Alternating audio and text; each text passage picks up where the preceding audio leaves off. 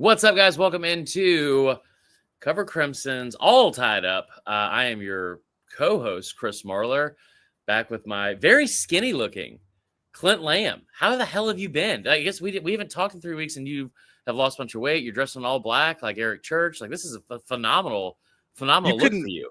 You couldn't at least say Johnny Cash. You had to go Eric Church on me. I thought that was too dated. It's not dated, brother. We're in our mid-30s. What are you talking about? I'm in my late 30s, but yeah. But either way, it's good to see you again, man. We haven't spoken in a while because I was hoping you would have a terrible Christmas, and I hope you did. No, I'm kidding. We haven't spoken in a while. It's been a weird little month because you had the whole thing. Oh boy, we had the whole thing with the portal opening. It's now officially closed, but is it really closed? We have bowl games finally to talk about. It's just been an odd month. What's up, Nick Harden? Roll Tide. It has been it's been a different month. Has this week felt strange to you? Maybe not, because you cover so many different teams, but it just feels like that when you start talking about the fact that the game is on a Tuesday rather than a Saturday, right? So it feels like it's a completely. I feel like today is not Sunday at all. So this is a Sunday show. A lot of people going to church. But yeah, does it not feel weird to you? It's my favorite week of the year. Because it's like I don't know if it's Thursday or February, like the whole week. Well, yeah, that's true. How have you? Okay, you said last night. You texted me. You said we need to talk about this Cam Ward thing. We do. So I'm gonna give you a chance to explain yourself. Okay, so let me. I don't want to sit here and be a contrarian and like my main thing. I would have probably played if I'd already played the first half. I would have played the second half. But this idea that I can't believe Cam Ward sat out the second half. We don't have to agree with it at all. But let me just try and make sense of it for some people that are so up in arms over it. Because I was shocked at to be honest, what I thought was a little bit of a fake outrage on social media, which we see all the time. Like here's the thing. Not fake for me. It's fair. And that's totally fair. I think a lot of people were mad at Cam Ward. It's the Pop-Tart Bowl. It wasn't the college football playoff. There was a pastry doing a striptease like Demi Moore in the movie Striptease from the mid-'90s. Fantastic movie for you underage kids that were out there in the 90s trying to watch a VHS and then hit the stop rewind button so your parents didn't see it. Anyway, but Demi Moore coming out here with a toaster, or what do you call it, a breakfast pastry, doing a striptease beforehand. They were sacrificing strawberry frosted Pop-Tarts into oblivion, pretending that they've resurrected. It actually said he is risen from the official Pop-Tarts account. Like, this whole thing was a spectacle of a Pop-Tart Bowl. It wasn't the college football playoff. It wasn't a meaningful bowl game or anything like that. And all that aside, because like most of that I say it's tongue in cheek and try to be funny about it.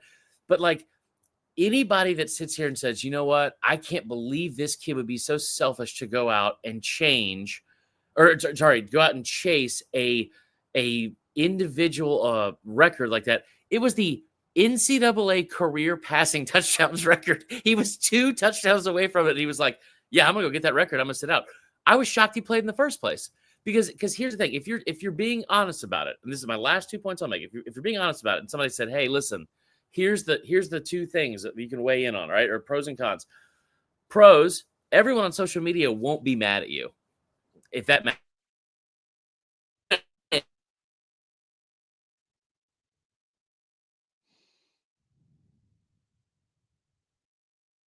All right, his internet. What perfect face, by the way. I completely disagree with Chris. And I'll give him a chance. I'll reiterate some of this stuff when he gets back on. But my problem with it is this: you're essentially saying, okay, if it was the record, if that was the reason he played the first half, let's hypothetically, and that could have been already confirmed. Last night it had not been confirmed. Maybe they asked him post game. I have no idea. But the thought process from a lot of people is he played the first half to kind of break the record, and he did that so he could sit out in the second half. You're essentially telling people, and I'll go ahead and get Chris back in here. Chris, unbelievable, shocker. Yeah. Well, I mean, I think it knew that it was a terrible take, and so It just said, let's just get him out of here real quick. But what I'm saying, my point that I'm making to people is if it was in fact to break the record, I understand how that could be important to an individual, but you're telling your teammates playing with you guys one last time, going out the right way, that's not worth me risking an injury. But having my name on a record book from now until the end of time or until it gets broken, that is worth risking the injury. And so I don't like that message. I don't like the fact that, a competitive switch, some people have the ability to turn it on and off, but it's more of, it's mid-game, though, is wild to me. Like some people, they can be super competitive between the white lines, right? Do all those things, but as soon as they step off the field, they're a completely different person. When you're in the middle of a game and it's back and forth and it's a close game and you could lose, the fact that you could turn it off so easily like that. When I get competitive, man, I get super competitive. I'm not always in that competitive mode. You cut my internet. Because it was a terrible point. And hold on. It's not a terrible point. It's not a terrible point. It's a terrible point. All the way around. Thing. Dude, listen. I played college sports. I get it. I agree with you in terms of like turning it off. I completely agree with you. I'm not saying I would have done it. But to sit here and say in this day and age of football that we don't get it, like, let's also add some more context to it. Like Cam Ward was a 0-star recruit with 0 FBS scholarship offers because he played in a wing T offense. That means his high school coach was like, you know what? That kid with the rocket attached to his right arm, let's run the option with it. We're going to average, this is a real fact, he threw 124 total pass attempts as a junior. He averaged 12 pass attempts per game as a senior. So that means he probably had less than 300 total pass attempts in his high school career. Didn't transfer out, didn't go somewhere else trying to better his own situation, stayed there and played. 0 FBS offers. I mean, this is a kid that's going to be a top 10 pick in the NFL draft. He had 0 FBS offers because he wasn't able to get a look because of the high school system he played in. Goes to an FCS program, his one college offer, Incarnate Word, which apparently is just spitting out D1 quarterbacks now. Incarnate Word. He goes there, puts up 71 touchdowns in 2 years, gets to Washington State, I think it was his only Power 4 offer, goes there, puts up a bunch of numbers, and then decides he's either going to enter the NFL or go somewhere else. It was between Auburn, Miami, I don't remember where else, but Auburn not throwing the bag at that kid is hilarious, for one. Two, this is a kid that I understand what you're saying about your teammates. Fully get it. And again, I want to reiterate, I wouldn't have done this.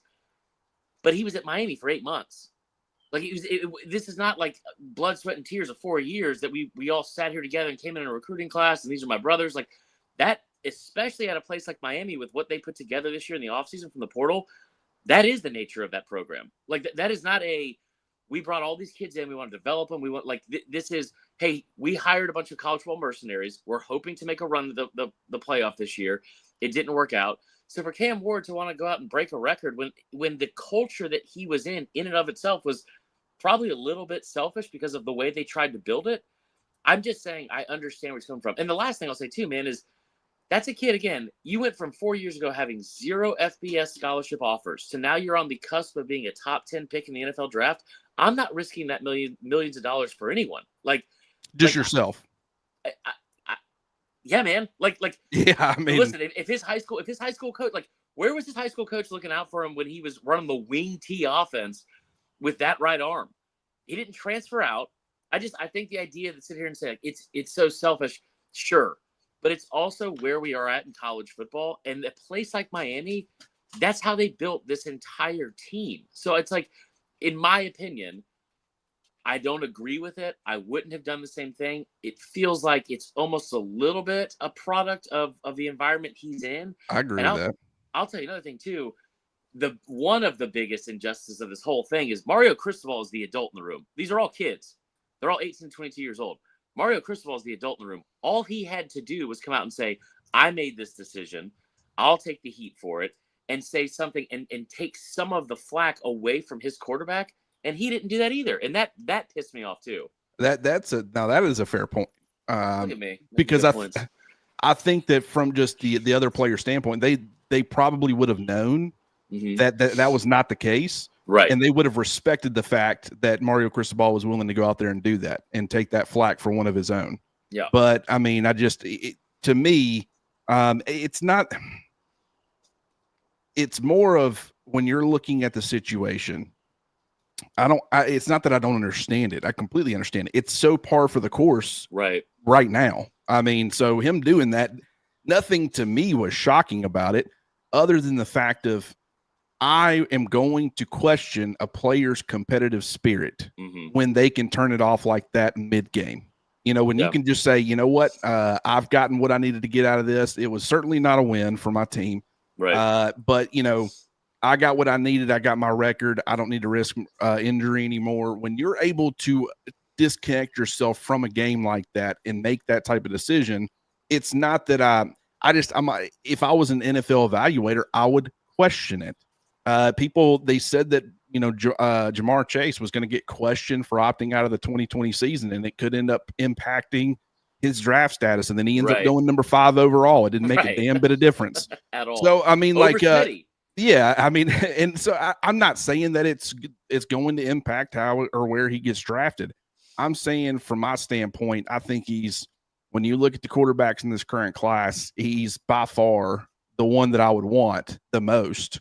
But I am going to question, you know, I mean, will he have the right stuff in the right moments? Obviously, you're going to question some of those things. I don't think anybody should have a problem with that. But to say it is selfish to an extent. I just don't think do I think there has been some overreaction over it?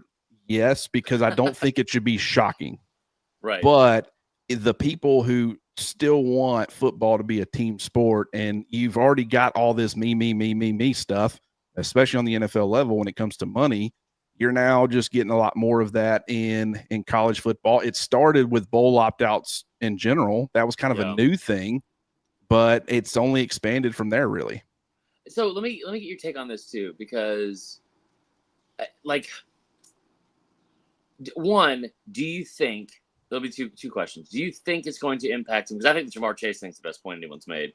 Also, Kyle Trask did this in 2020, and no one said a word about it. Like, no one said a word about it. He did it, and like, it wasn't. He did this mid game. Yeah, he played one half in the Sugar Bowl, or the whatever bowl it was, the Cotton Bowl against Oklahoma, and then was out the rest of the game. I didn't know that. We I mean, forgot about it. I mean, I probably because now maybe I don't know, maybe just the culture of everything and where things are going. I don't know. I think the ire of everyone and the powder keg of anger that people already have about what's happening in college football probably was like a catalyst in this whole thing too. Again, man, I don't think you're wrong.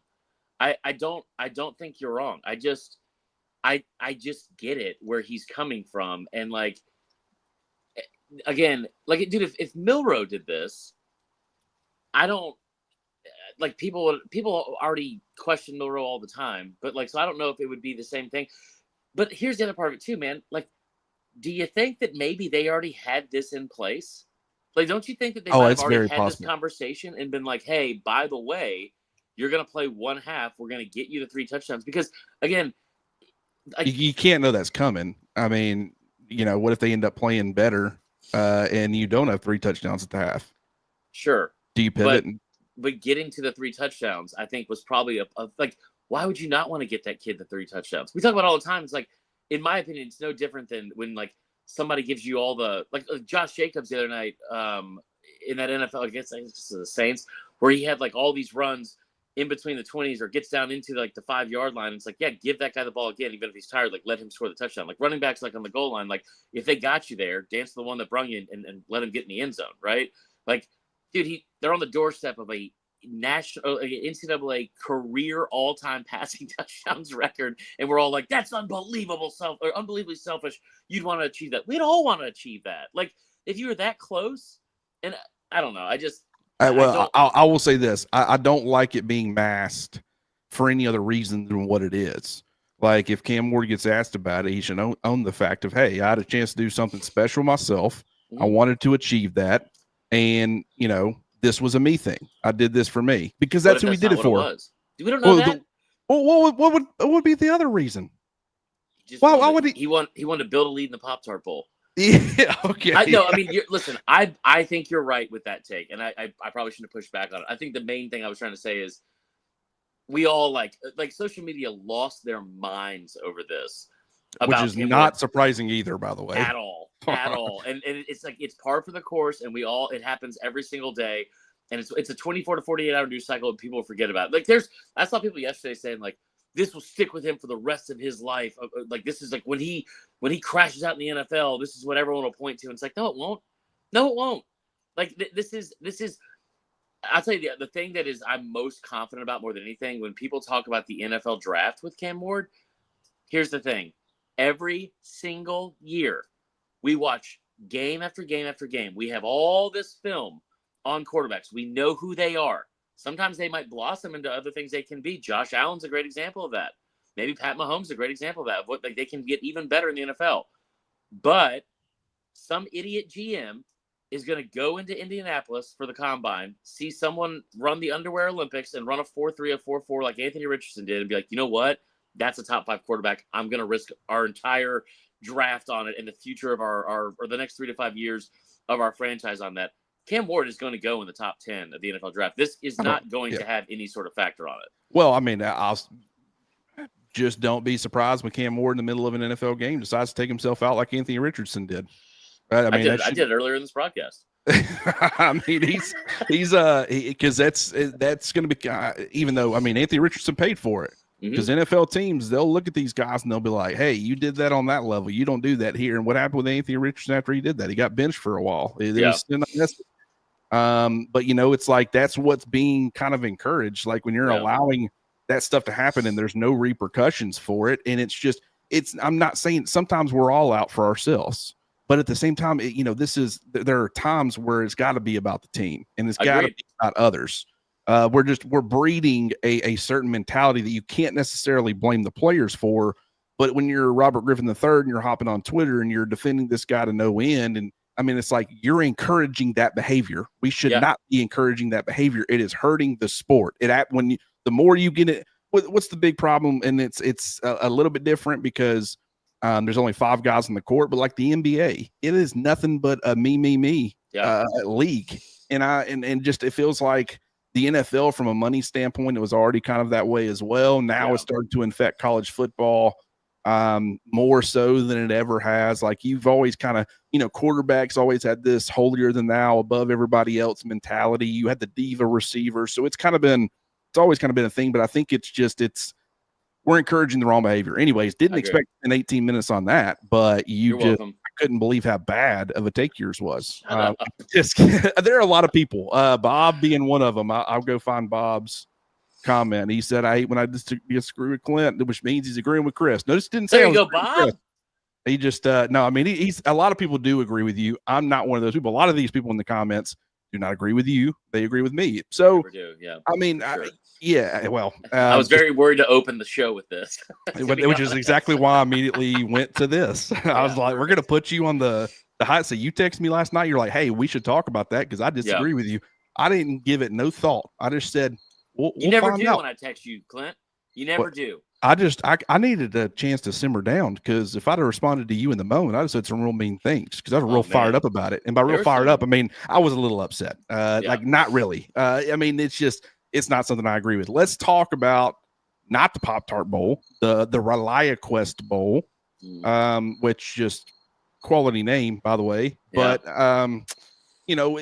how do you feel about this? Because Alabama's taking a different approach. Michigan, bunch of opt-outs, man. Donovan Edwards, gone. Colston Loveland, tight end, gone. Mason Graham, interior defensive lineman, gone. Will Johnson, All-American, gone. Miles Hinton, an offensive lineman, gone. Alabama loses a bunch of guys to the transfer portal. You really can't avoid that because guys are wanting to get in the portal as early as possible, find their next destination, give themselves the best opportunity. The longer you wait, the longer you linger. It could end up hurting you and being, you might not have as many opportunities because spots are filling up. Yeah. But, at the same time, though, when it comes to early entrance to the NFL draft, I mean, Alabama didn't have nearly the same problem. In fact, the polar opposite problem that Michigan had. How do you feel about that? I'm fired up about it, man. I think that one of the things that people want to see lost at Alabama on the outside looking in more than anything, like you've heard all the crap about like they're gonna go 7-5, they're gonna go like they're gonna fall off the face of the earth without saving and blah blah. And like, and this was a year. I said to you multiple times before these seasons started, I thought they're gonna go 9-3. I did not think it was gonna happen the way it happened. But the thing that people outside of Tuscaloosa really want to see happen more than anything is the loss of culture, and the like the just the like slow dissolving of the things that were important inside of those four walls in the facilities to go away and not be important anymore. And I think that there's so much more of a reason if you're at Alabama and like a guy like Jahad Campbell that could be a first round pick and say like, yeah, I'm not going to play. I'm not going to injure myself. And I would fully get it. And the fact that right off the bat, all of them decided they were going to play. I'm so fired up to see what this team looks like. Jalen Hale being back at practice even in limited capacity, fired up to see that. Like Milrose saying that he's going to play. Out of anyone on the team besides him and Campbell, I would have expected both of them to like be the ones to sit out. And I just think it means a lot to the program because, listen, the 9-3 thing sucks. Getting without the playoffs sucks. But being able to look at that team and say, like, man, like they really are still, even without their leader, with a guy like Deontay Lawson, like they, like on defense at least, even without that, they're still looking at saying, like, you know what, like the A on this part of the jersey, since it's not written across the front and we don't have a logo on the helmet, that still means something to me. And that means a shit ton to me. That personally, that means a shit ton to me that like those guys are willing to go out there and play 60 minutes of the most violent game in the world and say, this is why it's important to me. This is why it should be important to you. I'm fired up, man. Like that's a really big deal. And Michigan just went 7-5 and had their entire season saved because they beat their rival 13-10, and they're still getting opt-outs. And I get why. But it's really cool to see when everything that like I feel like people on the outside want to see like dissipate and go away. This is the one thing that has stayed true so far in the post-Saban era. Well, and it's not just Deontay Lawson on defense as far as leadership. It's Malachi Moore, Yep. And the fact that he's having to miss due to, he played through an injury for most of the year, got to a point where he couldn't continue to play through it. And so he decided or elected to go ahead and get, surgery. That affects things as far as how it's going to look on Tuesday. But, once again, this type of culture was not set this year, in my opinion. Right. This was set, a couple of years ago in the Sugar Bowl. If you're Jalen Milroe and you're considering sitting out, then you look back and you say, you know what? Bryce Young was projected to go number 1 overall, or at least top 3. He didn't sit out. He played. So who am I to opt out and not, finish things strong with my brothers? And then you look on the defensive side and you're Jahad Campbell, who was a freshman on that team. Who else was a linebacker at Alabama at that time? Different, off ball versus on ball, but Will Anderson. And Will Anderson was, in the conversation to be the number 1 overall pick, should be the first defensive player off the board. And, you're Jahad Campbell where you remember back and say, hey, that guy played. Who am I to opt out and not go to battle with my brothers one last time? So, and Tyler Booker's another one. There's several. But my point is that, that was a thing that was kind of established. And I think that is super important for your culture. Yeah. And for those guys to have remembered that, to keep that in their thoughts and to say, you know what, we respected the way those guys went out. We want to go out the same way. And, you've got people all over the place. And Michigan is a perfect example where they're not interested in doing that. Right. It's more of, Alabama is hanging on to a team mentality more than others. Mm-hmm. And that's kind of the bottom line. And you've seen how quickly things can get away from you. And I've brought this up before, but Florida State's the perfect example of how things can, when you start going me too much, really the culture and how they finished things last year really affected this year, in my opinion. So, I do think it's a huge deal. I'll just take it one step further, and I don't care how this sounds. There's a big part of me that thinks that Michigan is not going to do it because they know it's coming. They're a bad snap away last year and a couple of bad snaps away last year from not ever playing in that national championship. And I think they know, like, I don't know if there's a revenge factor in mind for Bama. I'm sure partially just because of how that game ended a year ago and how close they were. But at the same time, like, I think that Michigan they had a chance to go out here and say, like, you know what, like, we beat Ohio State. We are still that's a top 3 blue blood in all of college football. Like, from a recognizable brand standpoint nationwide, like, I take Bama's history and tradition over Michigan's any day.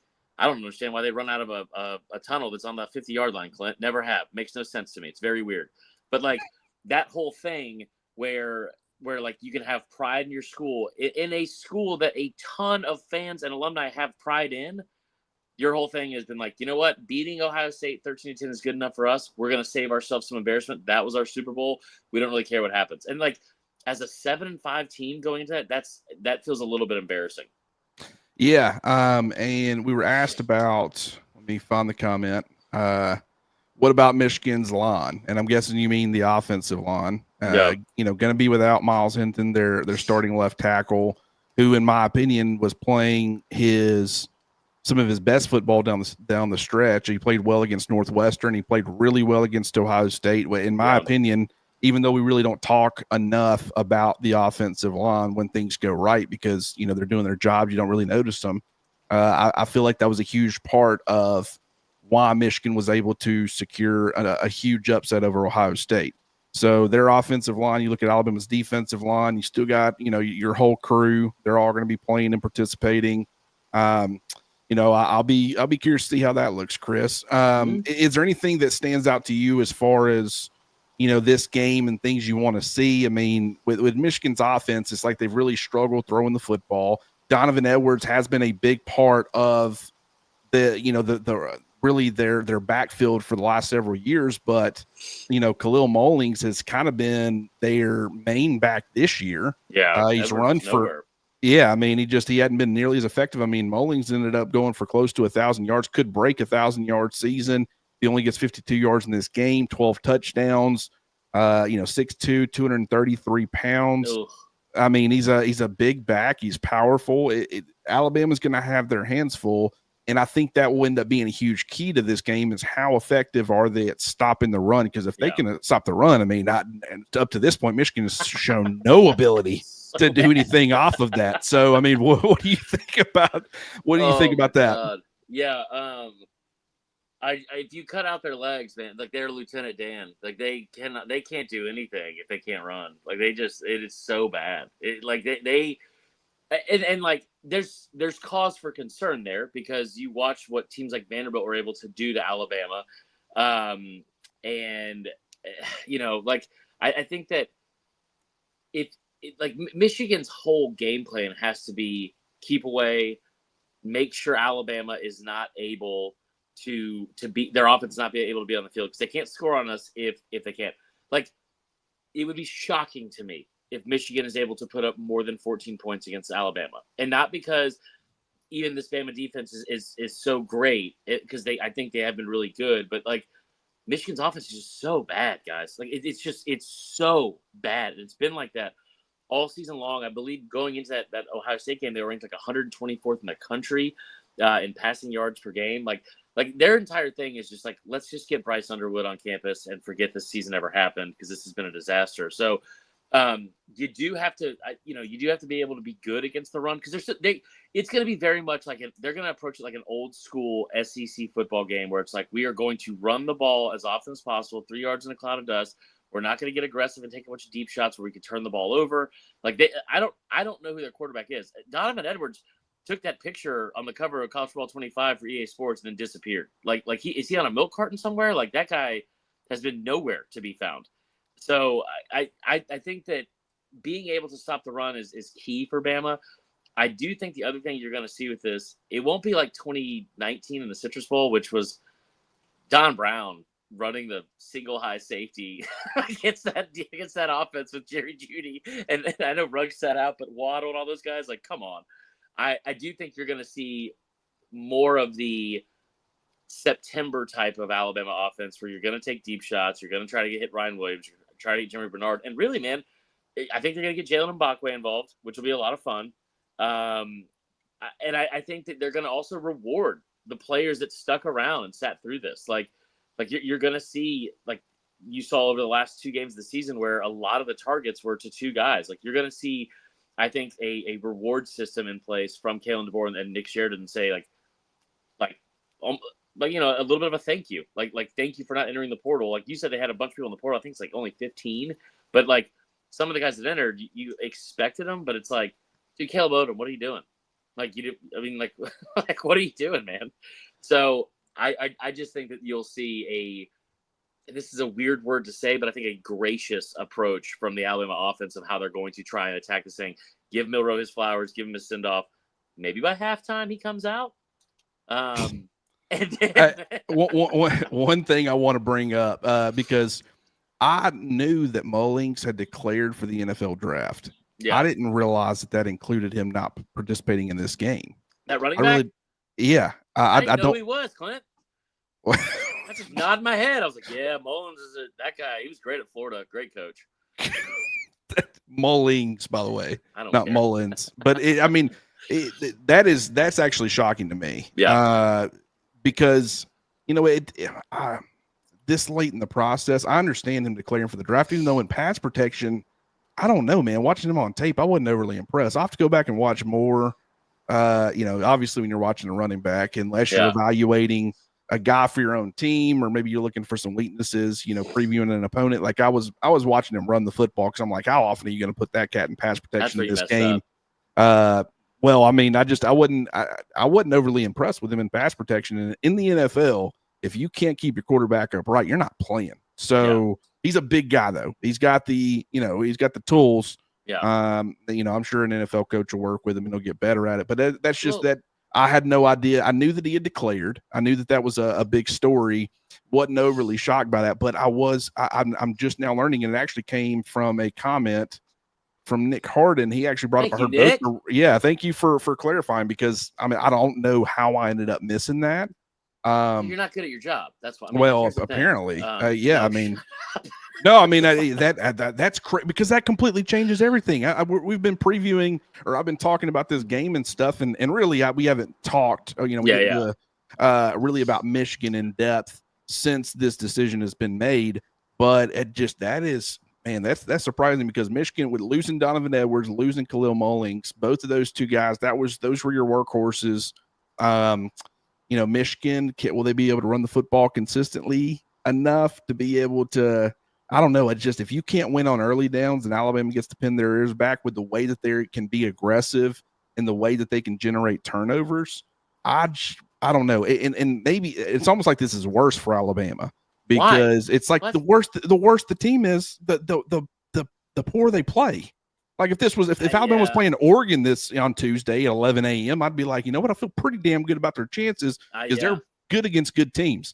It's when it's like, I don't, but it does seem like their focus is in the right place. Tyler Booker's talked about it. 2002 Iron Bowl situation where they have like a white running back that comes out here and just runs roughshod over us. That would be tough. When you talk about, we've been talking about the narratives, and this is another thing, man. What is going on with everybody, going after the SEC? This makes no sense to me. I understand that we were carrying the SEC flag, but good heavens, man, when you're what is the ACC? Yesterday they were 1-7. Now they're 1-9. They're 1-9. 10 against the spread. It's the worst performance of any bowl. I'm going to wake up the neighbors out here. Well, that's 11:30 over here in Eastern time, so they should be awake. But like, dude, and we gotta probably finish out here. But I'll get on a soapbox about this. One, guys, in the comments, 2 things about the Bama thing, real quick. One, Clint Lamb does an incredible job. He's over here beating himself up because he didn't watch a backup running back in a meaningless bowl. In his prep for the game, he didn't watch enough pass protection on that player. I've watched Die Hard like 7 times in the last 4 days. Not even the second one. I could have easily gone to the second one. The third one sucks. But I was like, you know what? I watched Reacher. I binged the whole thing. I watched The Madness on Netflix. That was terrible. Reacher's great. Reacher's fantastic. Hats off to Clint Lamb. He puts in more work about this team and on this staff than anyone at all. The other thing too is we'll say our send off with them later with the my bookie thing, but if you are placing any bets, Bama to score first is a pretty safe bet in this game. Bet the house on that one.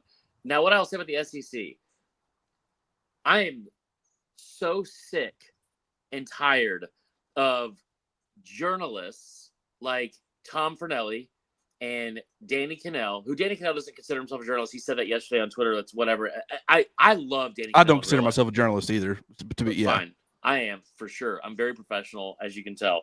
But Danny Cannell, in real life, guys, is a really good person. He's a good dad. He's a good family man.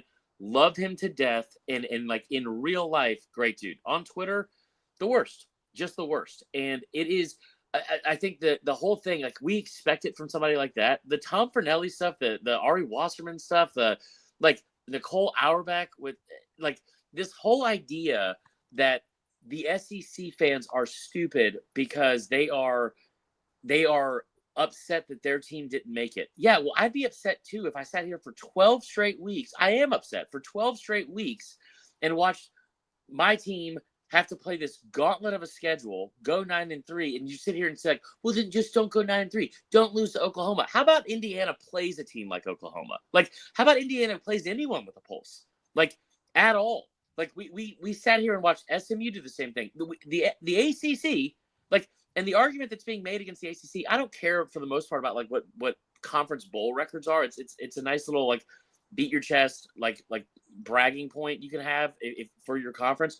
But the ACC going 1-9 and then doing everything, just doing tricks on it and bending over backwards to sit here and say we have to get 2 ACC teams in because guys, did you see what Clemson did? I know they went 0-3 against the SEC, but like they beat SMU and SMU was 11-1. Like. It's unbelievable that we watched a full season of football, saw the teams that they played, saw the strength of schedule they played, saw what these teams were all about, and also saw what they were like against good competition because none of them had a ranked win over a ranked opponent. Like, the whole thing is a joke that they allowed it to happen.